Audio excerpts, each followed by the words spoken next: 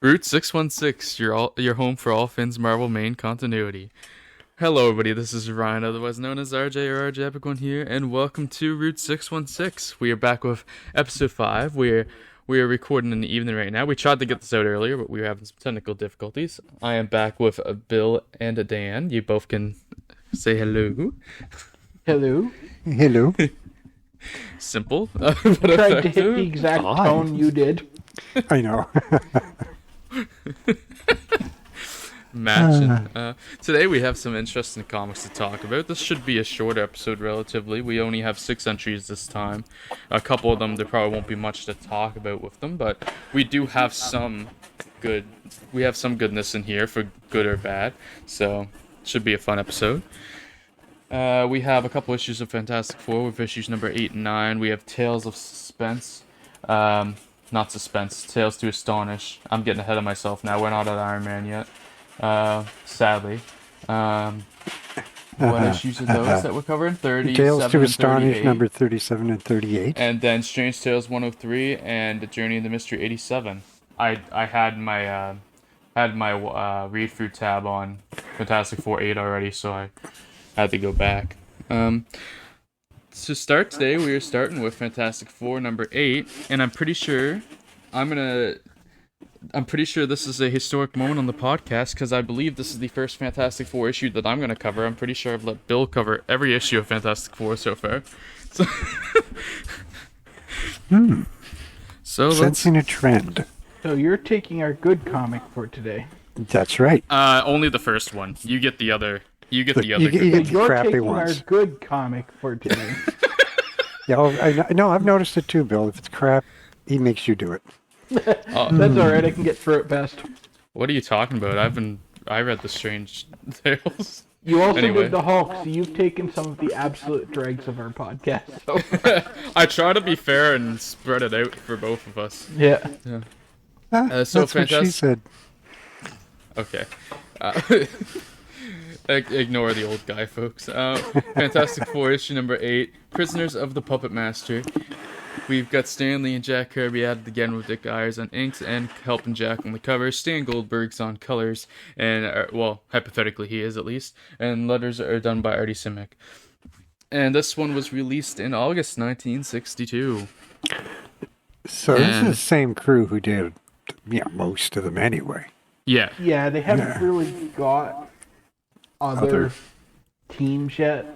That starts happening with Amazing Spider-Man and Doctor Strange when they let Ditko work more on the superhero side of things. And in the B titles, we'll start picking, like the little half-length titles, will start picking up some of their own crews. Like Dick Ayers Okay. takes over inking a bunch of stuff and so. We get some. Penciling a bunch of stuff.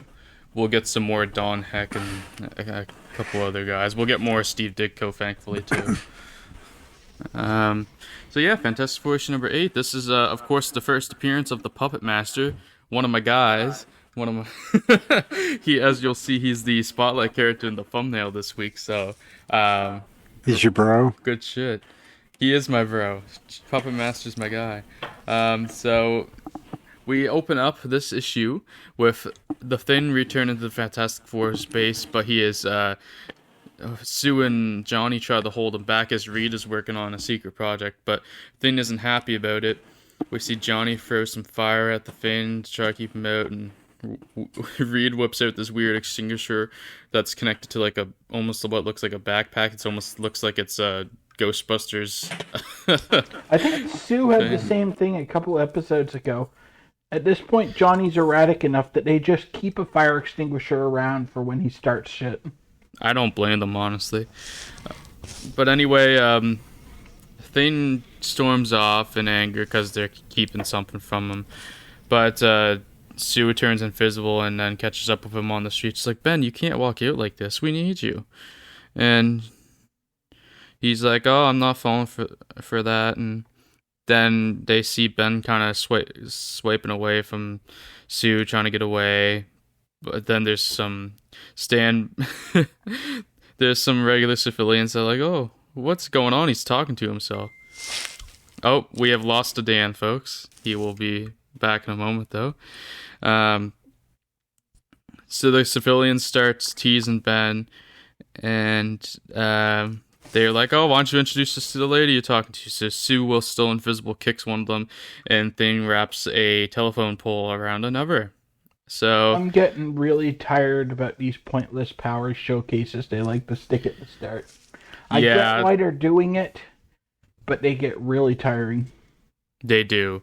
That's a big thing that keeps happening in Fantastic Four for a while. It's just a staple of superhero comics at the time. They assume that, especially Marvel, assumes that any issue might be your first one, so they want to make sure that you know what everyone can do. Exactly, and on top of that, the Fantastic Four has friggin' 23 or 24 pages to fill an issue, so they put the shit in, especially to draw. Oh yeah, they're stretching at this point because these 5 pages could have very easily been like 2. Yeah. Although I will say, the stuff with Ben getting annoyed because they won't show him what they're doing, or won't let him into the room where Reed's working, is actually good when the payoff's factored in. That's actually one of my favorite things in early Fantastic Four. Yeah, this is kind of where Ben's starting to kind of become his own slowly, more to the thing we all know and love. We then see a man that's on a bridge, and they're like, "Oh, he's gonna be killed." So Sue uses the Fantastic Four flare to signal out, and then we see Reed using his stretching powers all the way from the Fantastic Four building, which I forget if it's called the Baxter building yet. It is. They introduced it a couple issues back. Good. And then, so he stretches all the way from the Baxter building and grabs the guy off the bridge. Oh no, he can't. He can't grab him. He has to send Johnny, who flames on, and Johnny's the one that ends up saving him. But then People's powers are really inconsistent at this point. Like, sometimes Reed will be able to stretch, like, miles, and in next issue, he won't be able to stretch very far at all, just because they haven't really finalized what they want him to be, so it's just whatever the plot needs at this point. Yeah, Reeds are very inconsistent. Of course, we've talked about Johnny's powers plenty, so... I don't think they ever figure out exactly how Reed's powers work. Yeah, it kind of, a lot of time it just goes by creative team, what they want to do. So we then see at that moment that there is a mystery figure in a different part of town, and we see him with this mock of the bridge, and there's a little figure of a guy standing on top of the bridge, and we kind of see that this guy is in charge of he's the one controlling what's happening here. It's almost like he's a puppet master. Then Johnny actually saves the guy that's about to fall/jump off the bridge, and then Puppet Master actually feels a burn on the finger from Johnny saving the guy. So he's like, only one person could have done this, and it's the Human Torch, and he'll be the Puppet Master's next victim.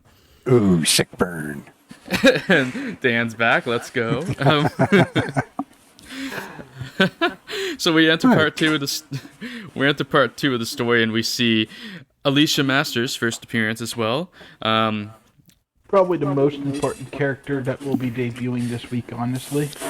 Yeah, honestly, she probably is. Puppet Master is more important to the overall story, but Alicia ends up as a much more important character long term. Say hello to Alicia, everyone. Hello, Alicia. So Alicia comes in. She's like, "Father, I heard you cry. What is wrong?" We quickly learn she's blind because she doesn't see all these puppets hanging from the roof and stuff. And Puppet Master's like, "Nothing, Alicia. That's no concern of yours." And he's like, "I have work to do, and never call me father. Call me stepfather. Do you understand?" And she's like, "Yes."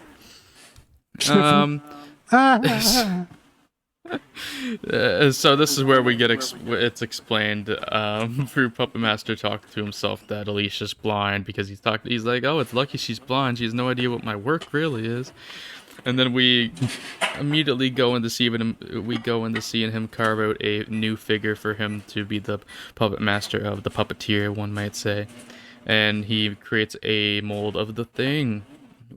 And we learn that his plan is to use the Thing to bait to lay a trap and bait in the Human Torch and the other two members of the Fantastic Four. I think he's forgotten about Sue. And that's pretty easy in these times. Oh, I know. That's why it's hilarious that they actually literally just were worried about Thing and Johnny and Reed, and then like, oh no, I guess they did have enough math. The math does work to the head Sue too. Yeah, it does, but it's that's still funny. If you, frig. This is what I get for recording these at the end of the day. Yeah, here we are. I have my fourth cider in my hand, so. So we see Puppet Master use the Finn's mold, and he starts making him walk over to Puppet Master's house. But that's legit. Mold can be deadly. Finn just Finn starts walking across town, and Sue's like, "Wait, where are you going?" So she goes invisible and follows him to see what the hell's going on. I will say this is the best use of Puppet Master's power. Oh, hiccups. This is the best use of Puppet Master's powers I think they ever do, because they end up streamlining and simplifying it a lot, where he gets rid of the little sets and so, but that, well, being more practical for a reusable villain, removes a lot of the coolness that's inherent here, where he actually has, like, the little dioramas of what's happening. Yeah, Puppet Master's great here, so they might ruin him in the long run, unfortunately. So Finn makes it to Puppet Master's place, and Sue is following, and then Alicia turns into a narc and is like, "Father, I sense two presences here." So that's how Invisible Woman is exposed here. So I guess if you're blind, your senses are good enough. You can sense how many people in the room, because she senses another heartbeat. Who needs Daredevil? Am I right? Well, I've been saying that since the first time I read the damn comic. Oh, you motherfucker! Oh, where did that come from? He clearly wasn't a Miller. Completely out of the blue. Oh man, who invited you anyway? No, you did. I know. There's not pointing any fingers, Ryan.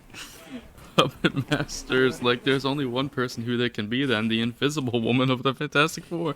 Actually, he says the invisible member of the Fantastic Four, to be specific. And so, the Thing, Puppet Master, and Alicia all don gas masks, so Puppet Master can release some ether throughout the room and knock Sue out. This is actually a great sequence with Sue, like, sliding down Ben's body as she passes out while he just stands there comatose. That's possibly some of Jack Kirby's best art on Fantastic Four. That's why they don't have kids. Reed's always using a rubber. Ba-dum-ching. What? It's not too late to get a new co-host. Oh... Come on, that was good. And There's so much right now. They're secretly laughing, everybody. Don't you worry. That's why they're so quiet. They're trying to catch their breath from the laughter. Puppet Master is like, so this is the Invisible Girl. I hope the others will be equally easy to defeat. Spoiler alert, they won't be. Sure, just ruin it for everybody. We're not doing arcs yet, Dan. This is when Puppet Master gets a brilliant idea, and he dresses his daughter, his stepdaughter Alicia, up as Sue, gives her a blonde wig, and he sends Alicia back with the Thing to the Baxter Building to try and bait the Fantastic Four. I'm not convinced this isn't partially Stan taking a dig at Jack for only being able to draw one woman's face. That is fair. Because the art comes first, and then Stan writes the script to it at this point. Yeah, that was the And Marvel he's like, "She looks remarkably like you, Alicia. That gives me an idea." And then he just draws, after the wig's on Alicia, he just draws her as Sue. Yeah, because her hair is actually different at first. It's like it's Yeah, not he all cuts the curled. wig. They actually have a scene of him cutting the wig into Sue's hairstyle. Ew, And then that's- then it's just Sue. She's drawn as Sue. There's two Sues now. So we see Puppet Master playing around with things, and he makes the warden lose his keys. And we see the Thane and Sue return back to the Baxter building. And Thane ends up breaking in, catching him off guard. And we enter part 3 of the story, The Lady and the Monster. And the Thing throws Human Torch, and Johnny's like, "Oh, I can't flame on yet, because I used too much flame during the past hour." So they're still, every so often, putting limits on Johnny's powers, so it's very inconsistent. And there's an expression in their eyes in Finn's eyes that reads like, "Oh, I can't tell what's happened to him." He's like, "Hopefully I can lure him into the lab." And they do just that, and Reed dodges and causes the Thing to knock into the secret formula he was working on, which momentarily turns the Thing back into Ben Grimm again, which means he's now in control because he's not technically the Thing right now. Yeah. Really? Oh my god! This is how all hypnotism works in Marvel for a long time. It gets really fair annoying. enough. Although I can't really shit on Marvel for that, because DC does exactly the same thing. Like Shazam will be hypnotized and turn into Billy Bats, and he's not hypnotized anymore, and then he can turn back into Shazam safely. It's just generally a story of the Fighting comics that was around for a long time. So then it's exposed that this is what Reed was working on at the beginning of the issue. Then Ben feels back. She's like, "Oh, you were doing it for me." He's like, "I thought you all hated me." He's like, Reed's actually like a good person here, and it's like, "Oh, well, you had every right to be angry at us, but now we've got a job cut out for us." Yeah, and they just didn't tell Ben what they were doing in case it didn't work, so that Ben wasn't getting his hopes up for nothing. Yeah. This Reed is isn't actually probably the nicest Reed has or will ever be.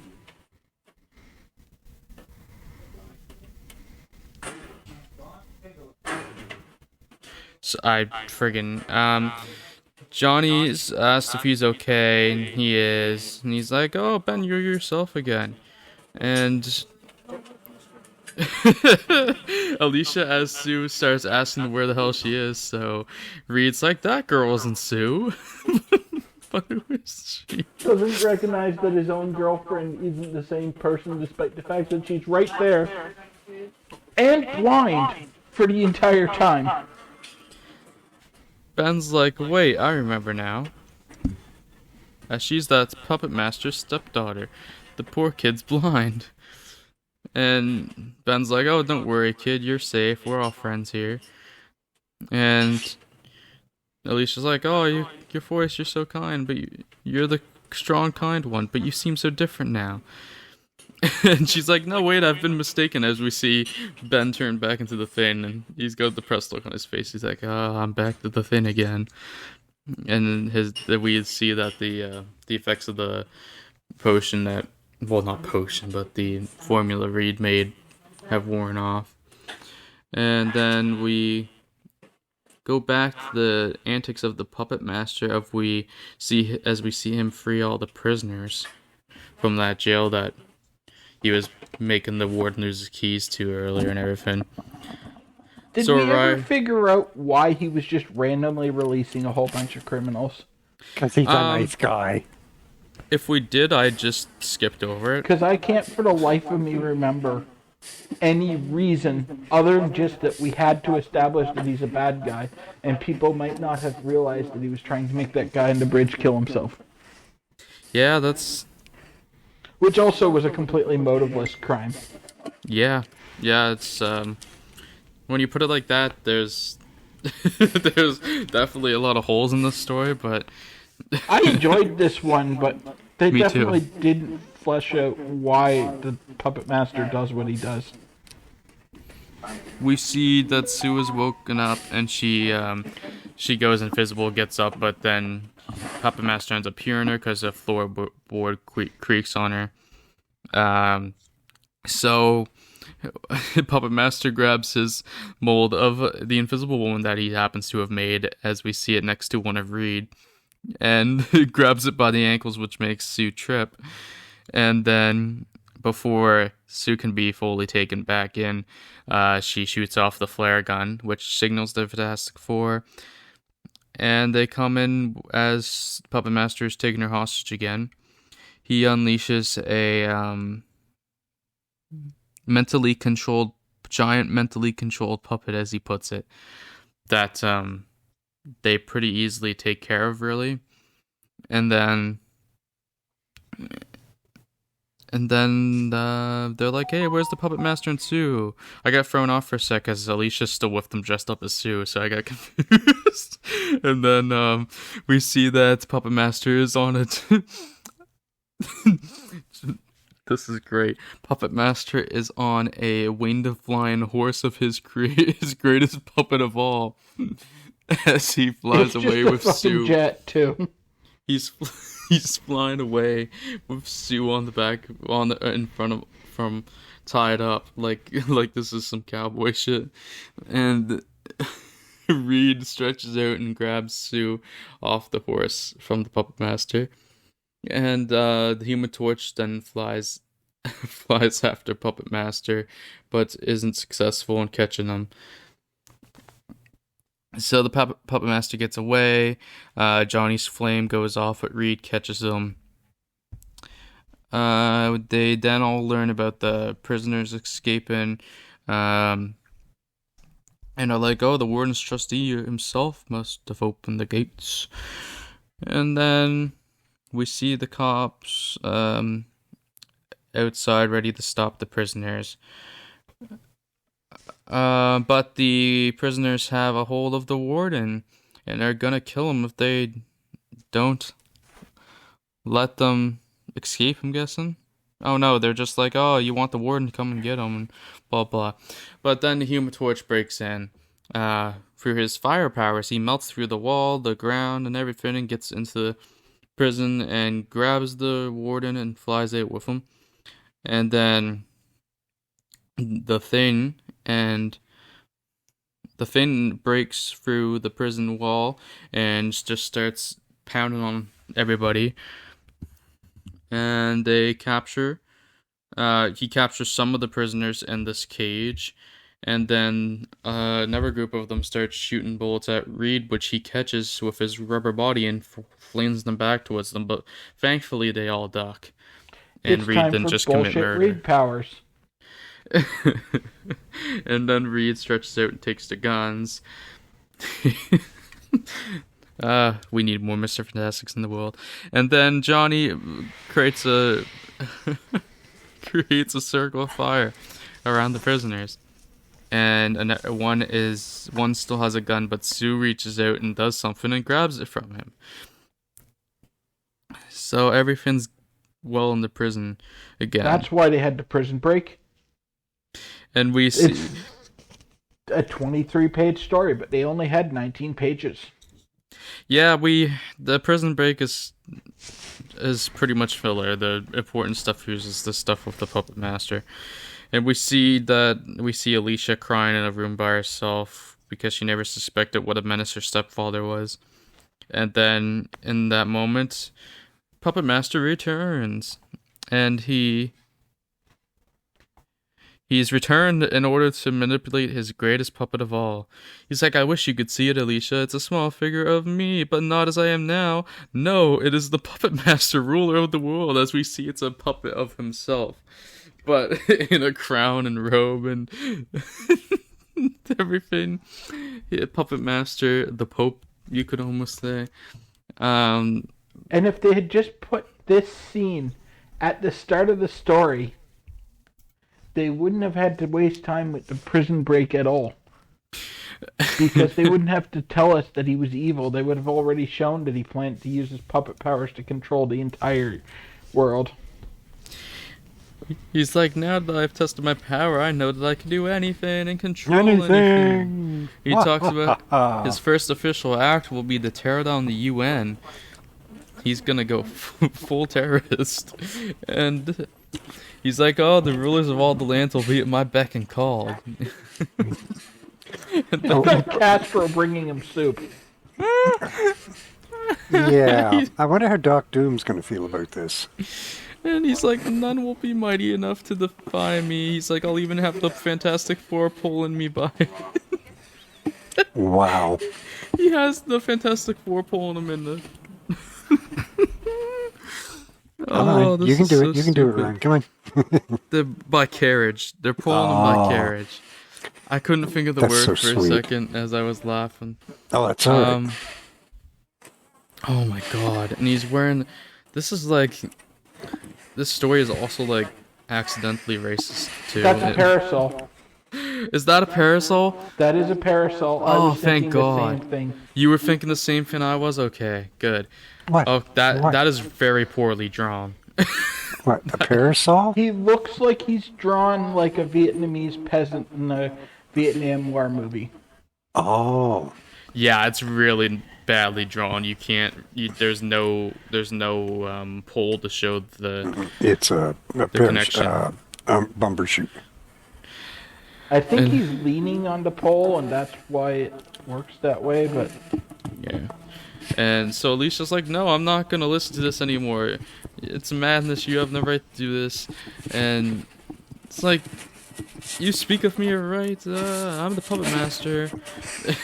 So Alicia fights to grab the doll from the Puppet Master, and Alicia slips and the puppet falls with her. And Alicia reaches out.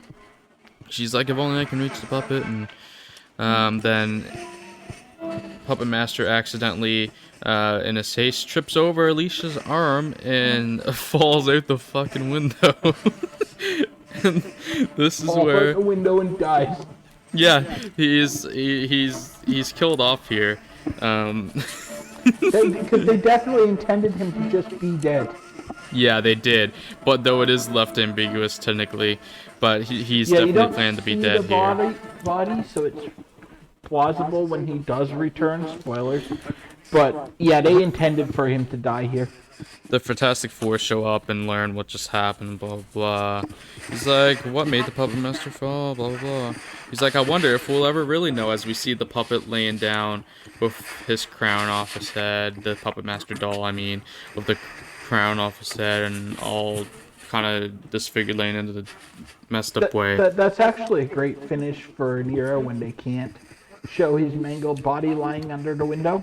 Yeah, it's actually really good. They just show it in the version of the doll. There's a shadow there by his head that is supposed to probably be a shadow, though you could almost say it almost looks like it's supposed to be blood. It kind of makes it better.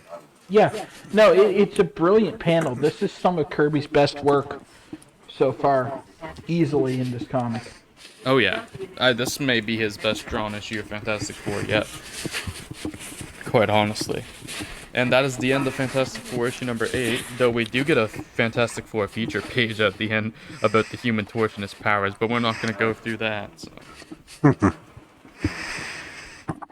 So, our thoughts on this issue. What did we think? It's better than our mockery makes it sound. Yeah. It's got some glaring plot holes in it. It does. But in spite of that, like, these are things I notice when I'm prepping to discuss it on the podcast. Just reading it through, it was just a pretty fun, fast, entertaining story. Yeah, it doesn't sound like a bad story. I mean, it's very much of its time, but it's one of the better comics we've covered so far. I gave it 3 stars, and it was a high 3. It was almost a 4. Yeah, I also gave it 3, I believe. Yes, I gave it 3, and I almost gave it 4 as well. Like, it's a very high 3. For sure. Like, this is really good. One of the best issues of Fantastic Four so far. So, are you sure you liked it, or is it the Puppet Master guiding your hand? I definitely mostly like it for Puppet Master, so... I gave the one where they drew him really poorly and had to write in a throwaway line about him getting plastic surgery because they've got to draw his screwed up head. Like 1 star, so... It's definitely not just Puppet Master for me. This was actually quite a fun story. Yeah, it was. Like, even the parts I complain about where they're just showcasing their powers at the beginning went by quite comfortably and quickly this time. Nice. Yeah, so this was the first appearance of the Puppet Master. He appears next in issue 14, so he has a little bit of a break, because again, he is technically supposed to be dead here. We have a bunch of meaningless first appearances that are only appearance of people like Rocco, Warden Williams, Joe, and Charlie. But then the other first appearance that's actually important is Alicia Masters, who appears as soon as the next issue, so we'll be seeing her later on. Yeah, Alicia almost immediately separates from the Puppet Master. Yeah. They'll occasionally remember that she's supposed to be his stepdaughter, but basically this is the end of their connection. Yeah, they'll allude to it every so often, but it's not a regular thing. The Puppet Master isn't the most used villain either. He's kind of just a villain that appears every so often. He's at least after a while. In the 60s? Yeah. And then they just stopped using him. Yeah, they stop using him for a while, and then he just starts appearing every so often. Again. He's one of the go-tos in the 60s, though. I think he's probably got about 10 or 12 different stories. Nice. So, I guess there's not really much more. We don't, like, this was a good issue. There's not really anything that we haven't touched on already to make fun of or anything, so I suppose we can pretty much move on from that one. Alright. As we go to Tales to Astonish, issue number 37, Trapped by the Protector. Stan Lee and Jack Kirby. Actually, Larry is here with Stan again to co-write. And then we have Dick Ayers on the inks and cover art with Jack. Never August 1962 release. This time we will be introduced to the Protector, who is only... This is the Protector's only appearance, which that happens a lot in these stories, as we've come to find out. And I will now let Bill tackle this lovely story. Thanks so much. I knew you were gonna... The Alt-Man. You knew I hated this story. I'm an asshole sometimes. On the cover, we have the Protector, who appears to be a cucumber wearing like a French army uniform. Mark Calloway is trembling. And the Ant-Man's launching himself out of his cannon. The Protector's just about to slap him out of the air like he's an annoying bug. Because he is. Yeah. Wow. It is a bad cover. I like it. You would. Uh-huh. You have Ant-Man being bigger than an ant. Yeah. Okay, he's sort of Locust Man at this point. And you have the Protector doing his whole SpongeBob thing. You can't see anything but his, pickle Protector Man.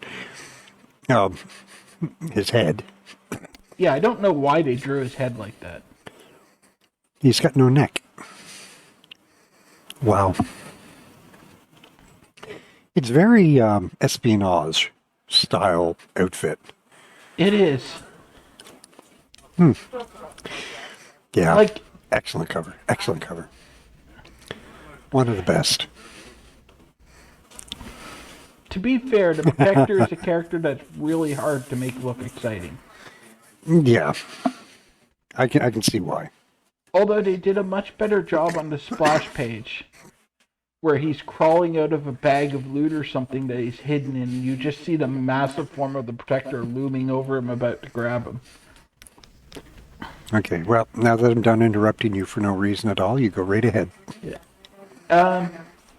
We open with the tale of a jeweler named Gerald Marsh staggering to his feet after he's been robbed. The police show up to respond to the robbery, and naturally the ants who all understand perfect English, I don't know why that was hard to say, relay a message to Hank that another jewelry store has been robbed. So he shrinks down to the Ant-Man and heads over there. And he's told that it was the Protector who beat him up because the guy didn't have protection money. Sorry. The Protector's just a straight-up guy running a straight-up protection racket, except when you don't pay, he has a disintegrating ray that he shoots some of the jewels with and basically disintegrates them into sand. And so Ant-Man sets off to find him, but as he leaves, he's observed by the Protector. And so he heads back to his lab and he sets the ants looking for the Protector. The ants spot the Protector going to rob another jewelry store, so he shrinks down, heads over there, and sees the Protector robbing the store, so he makes himself known and challenges the Protector. But while he's doing it, the ants chew true to the cord on a pearl necklace behind him. So all the pearls go all over the ground. The Protector slips on them and falls. Wow. This is Mel Brooks level story. If it was played for laughs, it could be really good. Sorry, Ryan. Like, if this was written as a comedy, it would be one of my favorite issues. The problem is all the funny in it is not intentional. Yeah. I was going to say, because this is like Mel Brooks style comedy. Yeah. And he takes out a water pistol, and he shoots Ant-Man with it, and Ant-Man gets washed away and almost falls into the sewer. But luckily he sees a lollipop stick, so he gets the ants to bring it out onto the sewer grate and stretch it across between some bars so that he can grab onto it as he falls past it. Good thing the lollipop guild was around. And goes back to his lab, and he decides the best way to trap the Protector is to just set up a fake jewelry store. Oh, yeah, totally. And so he sets up a jewelry store and just sits around in it like, geez, I sure hope no one shows up and demands protection money. And so the Protector shows up. Good plan. And starts smashing his stuff, and then disintegrates some of his jewels to prove how dangerous he is, and then demands that Hank pays him $300 a week. God, how can he afford half that much? On him. And so Hank waits till he leaves, and then shrinks down into the Ant-Man size, and goes and follows him by the oil tracks he's left behind because he was driving a Ford. Probably. Yeah. But Hank had summoned all the ants when the Protector had come into the building. And so all he has to do is follow the ant signals. And he finds the Protector, who immediately defeats him with his greatest nemesis, a vacuum cleaner. Ooh, it's clever. It's clever. And then glues the hole sucks, shut. But it's clever. Yeah, so that Ant-Man is now trapped in the vacuum cleaner bag. Except Ant-Man's still his normal human strength. And therefore can easily rip his way out of a paper bag. Wow. And so he crawls out and gets on a fan as the Protector's looking into the bag to see if he still has Ant-Man trapped. And the fan blows all the dust into the Protector's face. And meanwhile, And the police show up and arrest the Protector, and it's revealed that as soon as Ant-Man had followed the Protector into the building where the Protector was hiding, he had sent the ants to the police station to spell out the location of the Protector to the police. And so they tear off the elaborate Protector costume, and it's Marsh, the jeweler, with robot arms and robot legs, like he's got an exoskeleton that was hidden under this costume. Uh-huh. And so they arrest him, and Hank reveals that he suspected the robot limbs because of the oil drops. And then he reveals that the disintegration ray was actually just a smoke gun. And he'd fire it, and then in the crowd of smoke, he'd steal all the gems, and then throw down a bag of sand to replace the gems and make it look like they had turned into dust. And then Ant-Man gets onto an ant and rides off into the sunset. Oh, this sucks. That's horrifying. This story is awful. That's so bad. Oh my god. As soon as you got through talking about the cover and I flipped the page, I immediately knew I remembered what story this was, and it hit me like God. I just had fucking trauma flashbacks. Such a bad story. Oh, it's more to the point. Read. That's the one good thing I can say about it. I think that's why I gave it 2 stars instead of 1, because I still could have fun reading it. So was it an insurance scam or something? I think I gave it 2 because it made me laugh with how ridiculous it was, and it didn't offend me reading it, so that was my logic. So he's blackmailing himself. Well, he's blackmailing all the other jewelers, and then to throw off the police, he robbed himself. Of course. Because, of course, if you get robbed, you can't be the robber. Right. And then he decided to stick up Ant-Man when Ant-Man made the fake jeweler. And he was just stealing some of the jewels. And I don't know why he needed the whole protection racket thing if he could just steal the jewels. Hey, man's got to eat. Okay. I'd also like to point out when you mentioned how Ant-Man sent the message to the ants as soon as the Protector came into his fake store. He sends it not. He normally sends his messages by his helmet that he wears to talk with the ants, to communicate with the ants.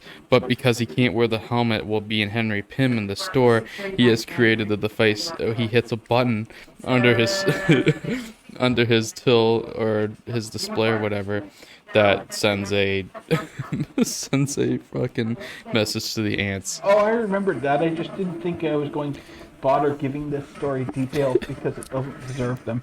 So I just terrible. found that hilarious, that the bullshit with that. The faster I could get out of this story, the better, because there's really no redeeming features to it. There's a box on the last page there after he gets on his ant. It's like, don't miss all the amazing superheroes which everyone is talking about. The Mighty Thor appearing in Journey in the Mystery, the Human Torch appearing in Strange Tales, and of course the Fantastic Four and the Incredible Hulk. So they're going full on pushing their superheroes right now. Yeah. This may not be the best way to push them. At least they didn't put Ant-Man in with that group. Well, I mean, in their defense, why would you plug Ant-Man in Ant-Man's book? People know about him. But, I think Jack was rushed on the art for this one, too, because, we were praising the art in Fantastic Four. The art is awful in this issue. He might have sacrificed this month on some of the shorter stories to put in more on Fantastic Four. I mean, that's a fairly common thing for Kirby. You'll see, the titles he really cares about, he puts a lot of time and effort into. And in other ones, he just whips out, the barest framework and lets the inker do most of the work. Obviously, he really cared about the Puppet Master. It's only fair. Yeah, no, Yes, Dan? it's only fair. I mean, he was drawing a lot of crap. Yeah, and Fantastic Four is their flagship at this point, whereas this is just filler in an anthology magazine. I wonder why the Ant-Man wasn't bigger, more popular. Oh, wait, never mind. I was gonna say he did get bigger. He became Giant Man. Oh, and he gets worse when he becomes Giant Man. Giant Man. But I mean, you know, between the Fantastic Four and Ant-Man and the Hulk, I like Ant-Man the best out of the three of them. Yeah. So, honestly, I do. Oh, I believe it. I've read some really good Ant-Man stories. Yeah, just This the potential run is is just not the staggering. place for them. Yeah, it's just the potential for that character is staggering. There's Yes. so many places Yeah. you can go with that story. Ant-Man There- really could be a top character. If There was a fantastic miniseries they did in the 70s when Hank went back to being Ant-Man after a bunch of his other personalities. Yeah. And it's like a 6-issue story where Jan's like turning into a wasp.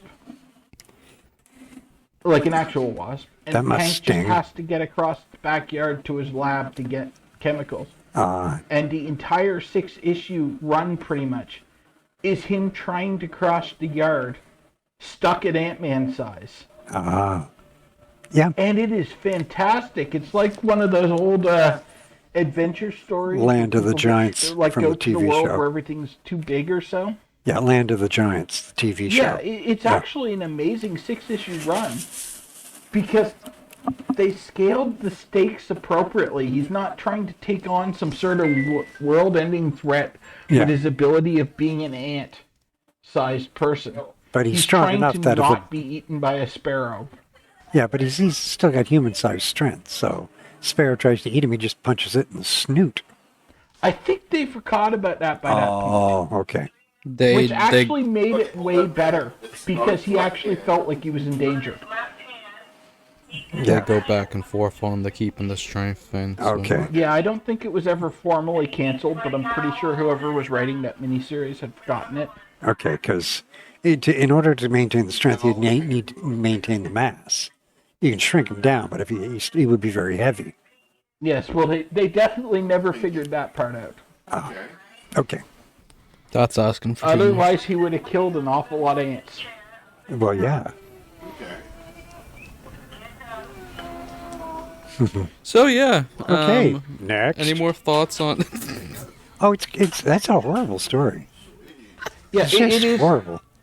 I maintain Dan's right though. If this was written as a comedy story, It would be good. 5 stars. Yeah. It would be hilarious. It would. It just It would be like Inspector Clouseau level comedy. bingo. Yes, absolutely. Inspector Clouseau, Mel Brooks. You know, this is comedy gold. The problem is they played it straight. Yep. And they're paying for it. Yep. And they end up with somebody like Paul Rudd playing Ant-Man because nobody will take him seriously. I mean, to be fair, he was played by Michael Douglas. Okay, that's also fair. You're right. Because this is My Hank bad. Pym. This isn't. Yeah, my mistake. Isn't I not don't even Hank remember Pym. Paul Rudd's Ant-Man's character. Scott Lane. Oh, yes, Scott Lang. Nicely done. Okay. But I yeah, don't shit. care for Ant-Man, so I tend not to remember his name. oof. I can see why Spider-Man took over. I really can. I mean, here's something I never thought we'd say. Oh God. Uh-oh. Let's move on to something better. Please. Strange Tales. No, that's fucked up. No, come on. That's Ryan's line. No, that's just no. Next, Ryan. Next. Oh, Strange Tales issue 103. I'm gonna cover this one because I hate myself. The story is called Prisoner of the Fifth Dimension. This is not better than the last Ant-Man. one. No. I put my foot down on that. Stan Lee and Larry writing with some Jack Kirby art. The guy is just inking Kirby's all by himself on the cover, apparently. Then we got Artie Simic on letters again. And September 1962 release. We are now in September. And okay, there's actually a lot of first appearances in here. Oh, this is the story I got confused with on a Fantastic Four. Prisoner of the Fifth Dimension. We used to open up with Johnny Storm having to hurry because he has a history test first period, so he turns into the Human Torch and flies off to school. He turns back and we see him in school, and we see some other students talking, where they're talking about how 3 of the homes have sunk to the ground in the big housing development project going on in the swamps at the moment. Which we see at that moment the workers discovering a house that has sunken last night. These houses keep sinking overnight. And they come back after all the progress they've made, and it's all gone. And we see a this disheveled old man come out of the swamp, and he's like, "It's the swamp demons that have done it. This is their home, and if you don't, and they don't like you knocking down the trees and destroying the swamp, so they're getting even." And the worker's like, "Swamp demons? That's ridiculous." And the old man's like, "Bah, to hell with you. I have enough trouble." He's like, "I have enough troubles." No, that's the worker saying, "I have enough troubles." Well, listen to simple farmers, and the old man's just saying how you should leave while you can and all that.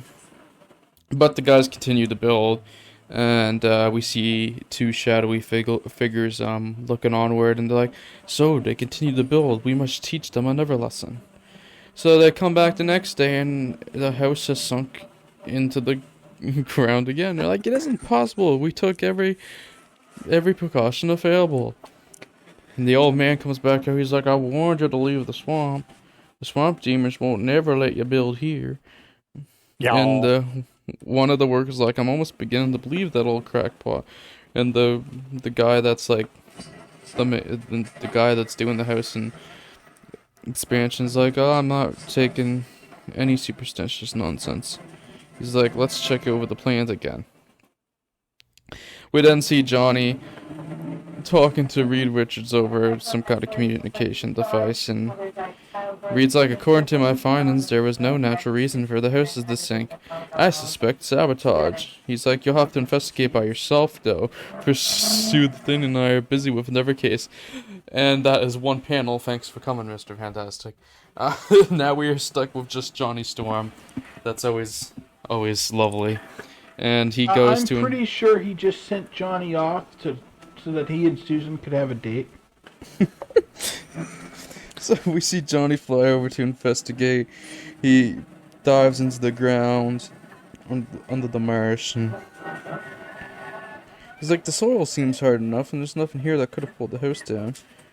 And so he goes back to the guy behind the expansion, the housing project, and he's like, "I'm afraid I'm as baffled as you are." And then the old man comes out again.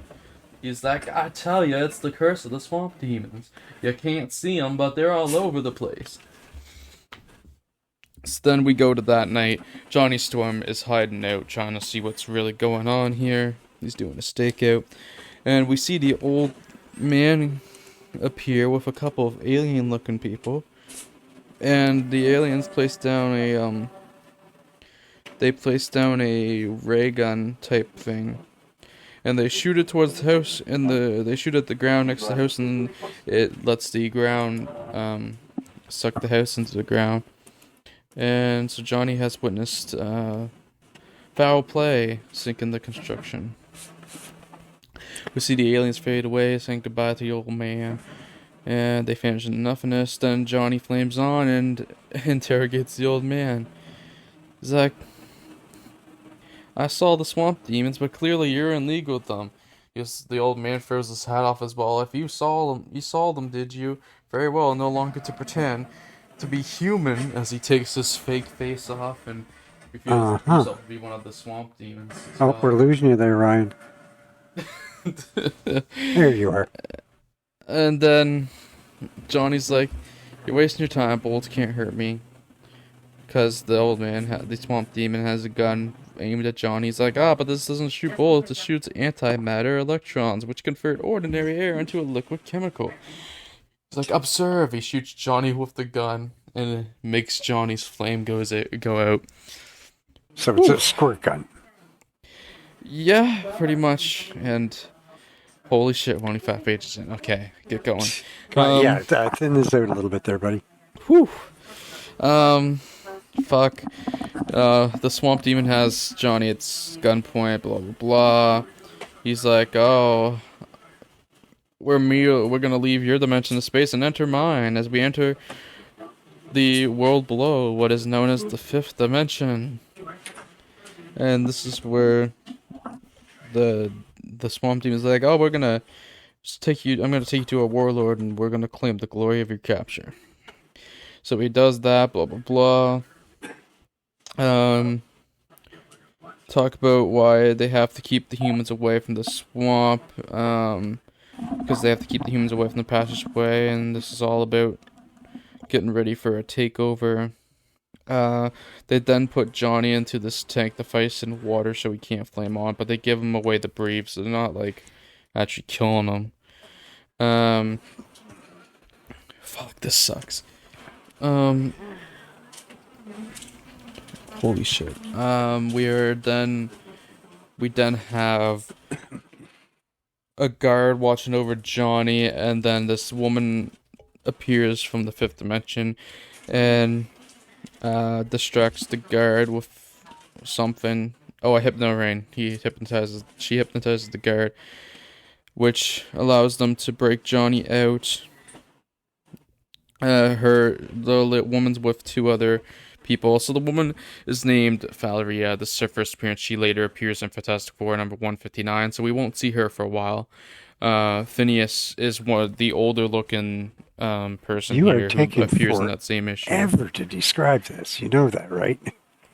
Simu also appears. It's so, I don't know why I'm going. You haven't even gotten to the start of the story.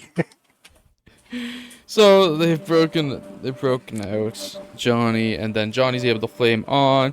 They freeze a person. They show a freeze ray they've created to use against the humans, but Johnny comes in, melts it, and takes on the guys.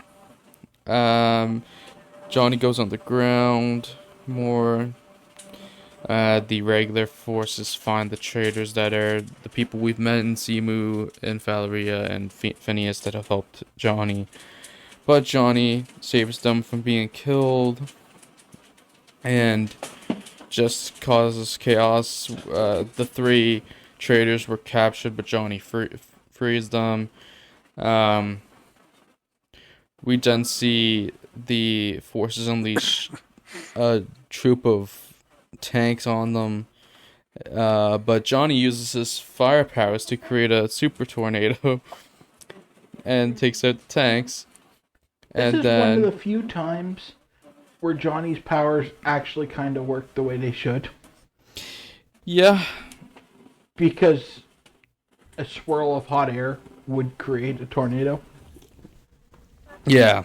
It's actually a decent use if only it was in a good story, and if only the legitimacy of Johnny's powers hadn't been fucked with so much already.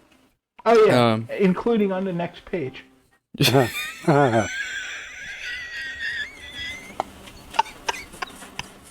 So this is the start of an uprising against the general. So a revolution is starting, and we see Johnny fly up in the air and write the message in fire: "Arise, arise against tyranny, defeat Simu." So the people of the 5th dimension do arise and go after Simu, and then Simu tries to run away, but Johnny captures him in a cage of fire.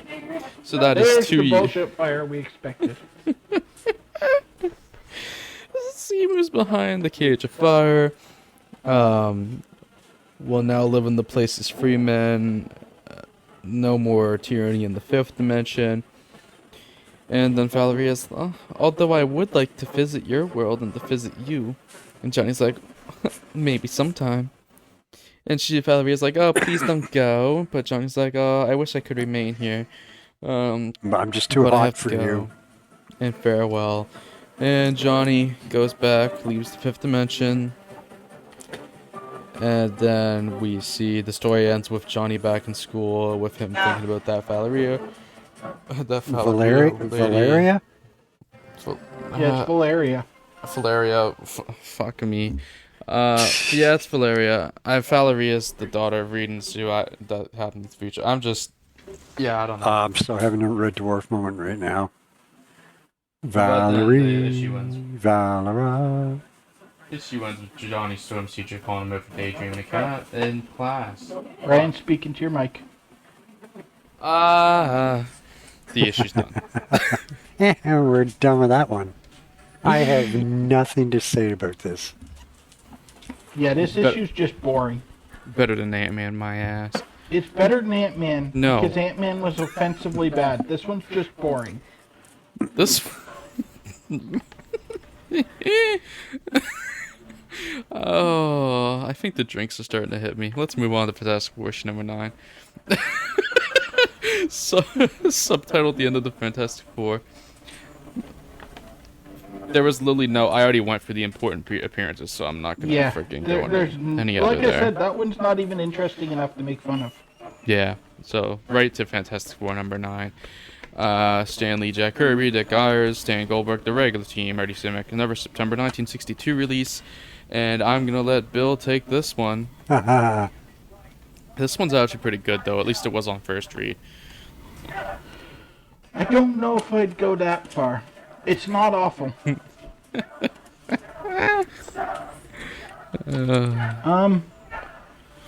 this one is the end of the Fantastic Four, as said. And we open to Namor watching the news, and the newscasters talking about how the Fantastic Four are bankrupt and have to dissolve their partnership and sell all their possessions to pay their debts. And Namor figures that this is just the opportunity he's been waiting for. So we cut to the Baxter building, where Reed is desperately trying to hold off creditors long enough for him to actually get the stuff packaged up to sell. And apparently what happened was he made a whole bunch of money selling his inventions. But then he spent it all on the stock market, and the stock market crashed, so he lost everything. Wow. This is low-key kind of hilarious. I hated it. I think that's the entire difference between our opinions on this issue. Is this opening part? This first stretch at the start is kind of rough. Yeah, I did not enjoy this at all. Although there is a good bit where Ben's lightning to Reed about losing all their money. And Reed's just giving him this look like, I've had men killed for less. Uh-huh.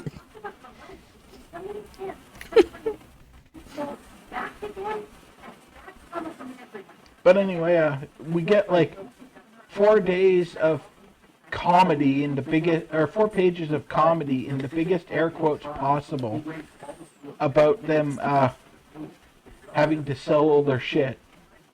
And then they get a letter inviting them to act in a movie. And if they do, they'll get paid $1 million in cash. And so they decide to go to Hollywood. But they're going to hitchhike. They're not going to use the Fantastic Car. To Hollywood because they have no money. But that's just glossed over. There's a panel of them starting to hitchhike, and then they're in Hollywood. What about the Fantastic Car? Suspiciously named SM Studios. You're skipping over the plot hole.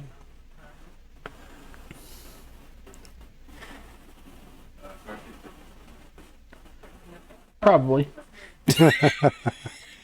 What plot hole are you on about, Dan? I don't remember one. Oh, well, okay. Earlier in the comic, Johnny drives Ben to Ben's girlfriend's place in the Fantastic Car. Yeah, but then they had to sell it.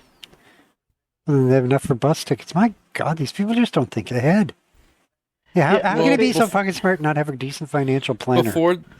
before that, Ben tried to get a ride in the cab, but they Yeah. made a comment, so he got upset. It's a whole... Bill skipped over a lot to get through this comic. Yeah. No, I'm sorry. They even said, "Glad to see you, Junior. Glad you guys didn't sell that car yet." Yeah. I'm just skimming over the whole part that they're selling their stuff because it doesn't add anything to the story. It's just 5 pages of filler with some alleged comedy about them having to sell everything. But the only real joke is that they had to sell it and Ben is angry. Mm-hmm. And so they go into the studio and they're introduced to the executive that's making the movie. And of course it's Namor, who's picked up smoking. Ooh. And he assures them that he does in fact have the money because he just loots whenever a ship is sunk or whenever pirates bury treasure. And so he gives them a down payment to prove that he's up front. And they all have some shenanigans in Hollywood, mostly based while Sue goes on a date with Namor. And then we cut to the actual making of the movie. And first up we have Reed's scene, which is going to be filmed on a hidden island where he has to fight a robot colossus that Namor has built and put on the island. And he doesn't actually need a script. They're just going to film him fighting this, and since he's a superhero, he knows what to do. And as soon as he goes to the island, Namor starts laughing about how he doesn't realize that it's a real Cyclops, and it'll kill Reed. So they just leave. They dump Reed on the island and leave. And we see the Cyclops, who finds Reed and smashes him with a great big rock. But since Reed's rubber, he just squelches out from under it and makes himself into a slingshot when the Colossus throws another rock at him. And the rock snaps back. And then Reed trips the Colossus, and the Colossus falls off a cliff into a hole. And that's the end of that. And then we see Namor and Johnny in a helicopter. And Namor's going to have a scene where Johnny has to fight a tribe of natives. And once again, he doesn't need a script because he'll just know what to do. And obviously beating up a bunch of stunt performers isn't really an issue. And so he throws Johnny out of the helicopter. Johnny parachutes to the ground. And then Namor gloats about how these natives have a magic potion which makes them immune to fire. And then Namor just leaves and goes back to Hollywood.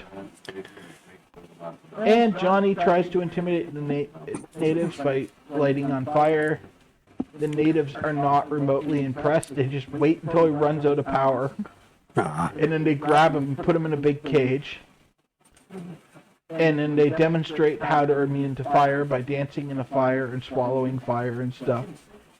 Johnny gets worked up, catches back on fire, pulls one of the biggest bullshit fire stunts, and makes like 50 flaming Johnnies to run around and confuse all the natives.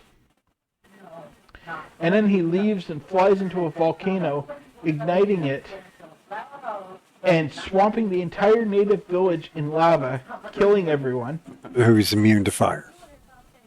Immune to fire, but not immune to giant melted rock flows. Which aren't on fire. I mean, the fire's not going to kill them, but being engulfed in molten rock will. They're still going to be completely Pompeii'd when that cools off. Pompeii'd. And then we cut back to the beach, and Namor has the biggest scene planned for Ben. Ben's going to have to fight him. Ooh. And so they start fighting on the beach, and Namor's kicking the shit out of Ben. Until Ben figures out that he gets his power from the water. And so he just picks him up and drags him away from the water and then beats the fuck out of him. And he's winning until he gets hit by lightning. Uh-huh. And that turns him back into a human, where Namor knocks him out. And then Namor's like, I've won! And so he goes back, and he proposes to Sue, and Sue's not impressed. And so she tries to sneak away. But Namor draws on the power of the electric eel to try to electrify the area until she throws a rug over his head. And then he draws on the radar sense of the cave fish from the lowest depths of the sea, so he can see in radar, and he sees where Sue is, and he grabs her and is just going to force her to marry him. That's a euphemism, people. And then the rest of the Fantastic Four bust in and beat up Namor, but Sue still thinks he's nice and reprimands them for ganging up on him. And then Namor pays them the rest of the money they're owed and walks back into the sea. And the rest of them all are fabulously wealthy and famous as their movie debuts, despite the fact that in 2 of the 3 scenes filmed, Namor fucked off with the film crew before the scene even started. And that's the end of the story. So basically Namor was about to go all big bad wolf on Sue, and she forgives him. Exactly. Because she's a woman in the 60s, and that's just the sort of so it's totally okay if you big bad wolves her. Yeah. Wow.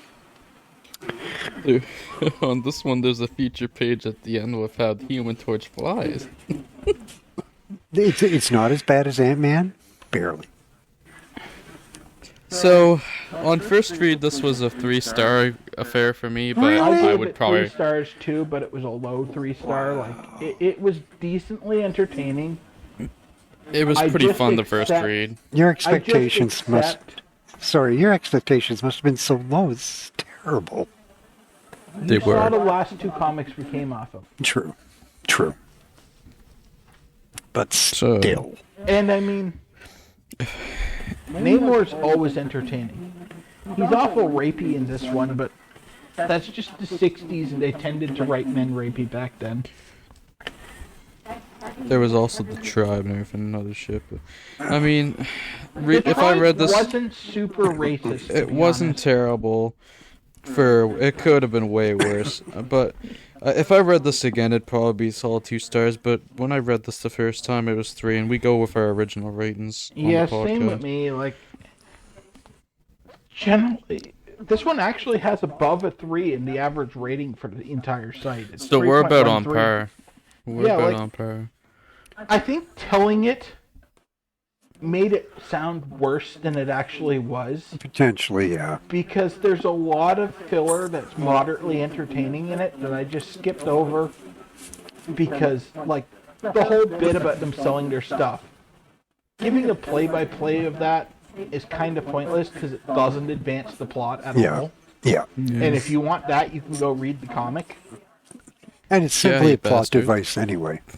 Yeah, but that's the main reason I hate it, is I just hate that as a plot device. That all of a sudden our heroes have no money. Yeah, that's all it is. The stuff about Ben getting mad because the taxi wouldn't take him and so was actually kind of funny.